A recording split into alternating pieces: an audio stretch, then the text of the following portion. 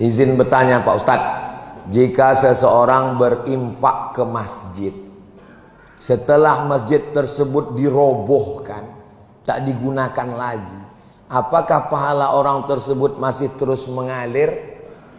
Waktu Masjid Nabawi direnovasi oleh Khalifah Utsman bin Affan, tiang-tiang korma diganti, dinding-dinding tanah liat diganti. Maka kemudian datang sahabat komplain, kalau kau ganti tak mengalirlah pahala kami. Kata Utsman bin Affan, aku pernah mendengar Nabi bersabda, keluarlah hadis ini yang selama ini dihafal oleh Sayyidina Utsman bin Affan, man bana masjidan banallah mislahu baitan fil jannah. Siapa yang membangun masjid, dibangunkan Allah untuknya satu tempat di surga. Siapa yang bangun masjid sudah dibangunkan Allah. Tapi bagi pengurus masjid dan panitia pembangunan, batu kerikil, batu bata, kosen pintu ini semuanya wakaf. Wakaf tak boleh hilang.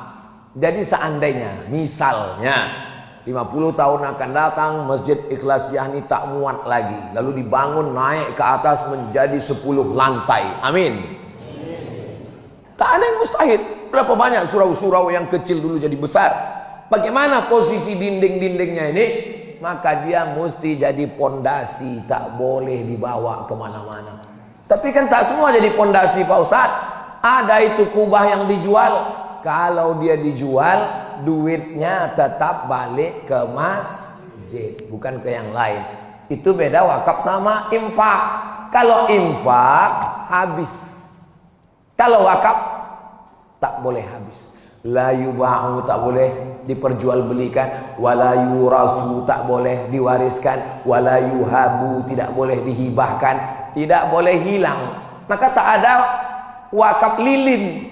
Ustadz, saya wakaf lilin. Tak bisa, karena lilin kalau dibakar habis.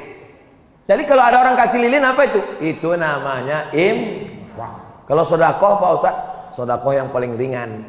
Itulah adilnya Islam. Yang tak bisa berwakaf tanah, yang tak bisa sedekah duit, yang tak bisa infak duit, maka dia sedekah. Sedekah itu paling ringan. Apa dia? Senyum sedekah.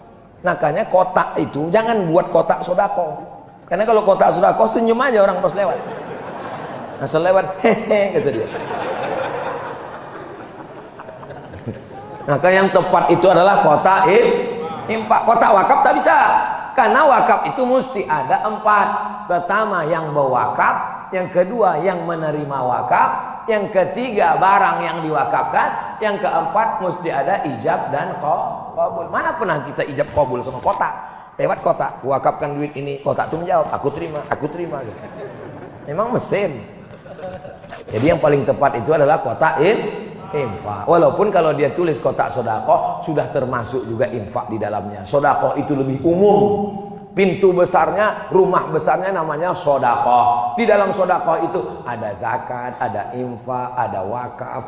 Makanya ayat tentang zakat bunyinya sedekah. Innamas shadaqatu lil fuqara wal masakin wal amilina 'alaiha wal mu'allafati qulubuhum wa fir riqab wal gharimin wa fi sabilillah wa ibnis sabil.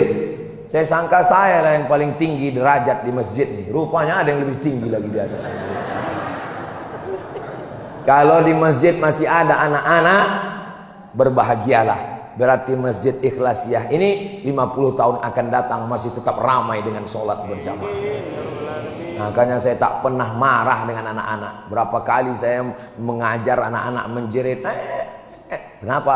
Anak-anak itulah yang akan kita harapkan